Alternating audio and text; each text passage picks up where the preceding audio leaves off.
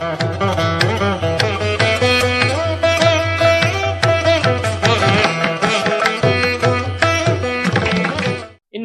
ಕರ್ಕಾಟಕ ರಾಶಿಯವರಿಗೆ ನಾವು ನೋಡಿದ್ರೆ ಪ್ರಾರಂಭದಲ್ಲಿ ಕರ್ಕಾಟಕ ರಾಶಿಯವರಿಗೆ ಒಟ್ಟಾರೆ ಈಗ ಅವರ ಪರಿಸ್ಥಿತಿ ಹೇಳಬೇಕು ಅಂತಂದ್ರೆ ಗುರುವಿನ ಬಲ ಇಲ್ಲ, ಶನಿಯ ಬಲವೂ ಇಲ್ಲ, ರಾಹುಕೇತುಗಳ ಬಲವೂ ಇಲ್ಲ.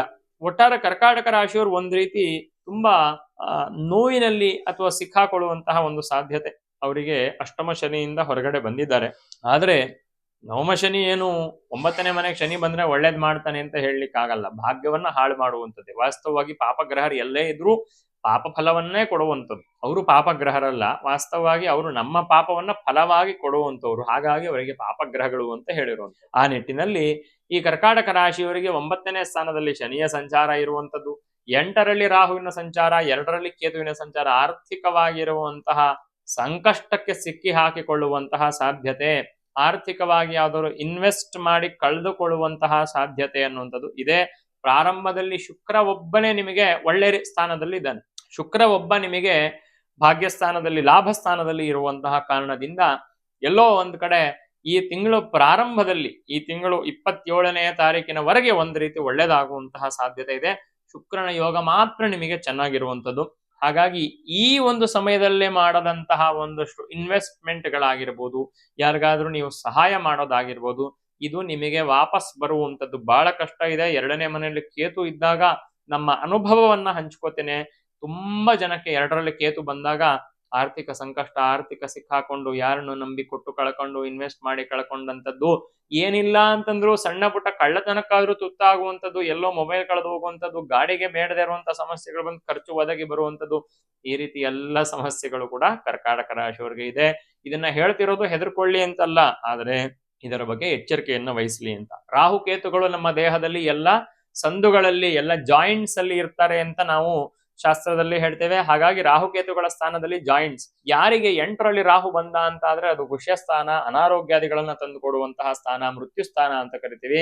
ಹಾಗಾಗಿ ಜಾಯಿಂಟ್ ಪೆಟ್ಗಳಾಗುವಂತಹ ಒಂದು ಸಾಧ್ಯತೆ, ಜಾಯಿಂಟ್ಸ್ ಪೇನ್ಗಳು ಬರುವಂತಹ, ಕುತ್ತಿಗೆ ಅಥವಾ ಭುಜ ಅಥವಾ ತೊಡೆ ಈ ರೀತಿಯಾಗಿರುವಂತಹ ಭಾಗಗಳಲ್ಲಿ ನೋವು ಬರುವಂತಹ ಒಂದು ಸಾಧ್ಯತೆ ಕರ್ಕಾಟಕ ರಾಶಿಯವರಿಗೆ ಕಾಣಸಿಗತ್ತೆ.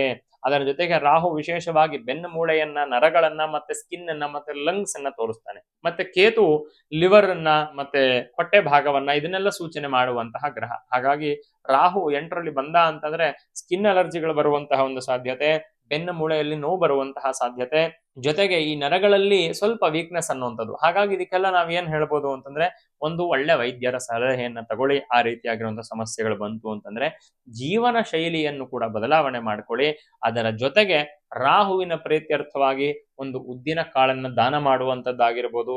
ಅದರಲ್ಲೂ ವಿಶೇಷವಾಗಿ ಮಂಗಳವಾರದೊತ್ತು, ಶನಿವಾರದೊತ್ತು, ಶುಕ್ರವಾರದೊತ್ತು ಈ 3 ದಿವಸದಲ್ಲಿ ಯಾವಾಗಲಾದ್ರೂ ಒಂದ್ ದಿವಸ ನೀವು ಉದ್ದಿನ ಕಾಳು ಅಥವಾ ಉದ್ದಿನ ಬೇಳೆಯನ್ನಾದ್ರೂ ದಾನವನ್ನ ಮಾಡಿದ್ದೆ ಆದ್ರೆ ಈ ರಾಹುವಿನಿಂದ ಬರುವಂತಹ ಸಮಸ್ಯೆಗಳು ನಿವೃತ್ತಿಯಾಗತ್ತೆ.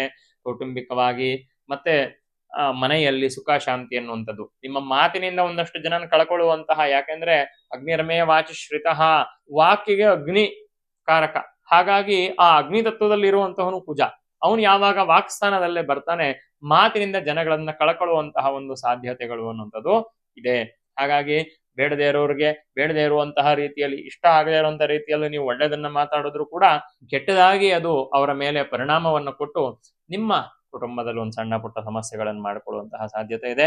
ಎಚ್ಚರಿಕೆಯಿಂದ ಮಾತಾಡಿ. ಕುಜ ಕೇತು 2ನೇ ಮನೆಯಲ್ಲಿದ್ದಾನೆ ಅಂತಂದ್ರೆ ನಮ್ಮ ದುಡ್ಡನ್ನ, ನಮ್ಮ ಕುಟುಂಬವನ್ನ, ನಮ್ಮ ಮಾತನ್ನ, ಈ 3ನ್ನು ಸೇರಿಸಿ ತೊಂದರೆ ಕೊಡುವಂತಹ ಸಾಧ್ಯತೆ. ಹಾಗಾಗಿ ಈ ತಿಂಗಳು ಅಂತ್ಯದವರೆಗೆ ಸ್ವಲ್ಪ ಎಚ್ಚರಿಕೆಯಿಂದ ಮಾತಾಡಿ, ಎಚ್ಚರಿಕೆಯಿಂದ ಹೆಜ್ಜೆಯನ್ನ ಇಡಿ.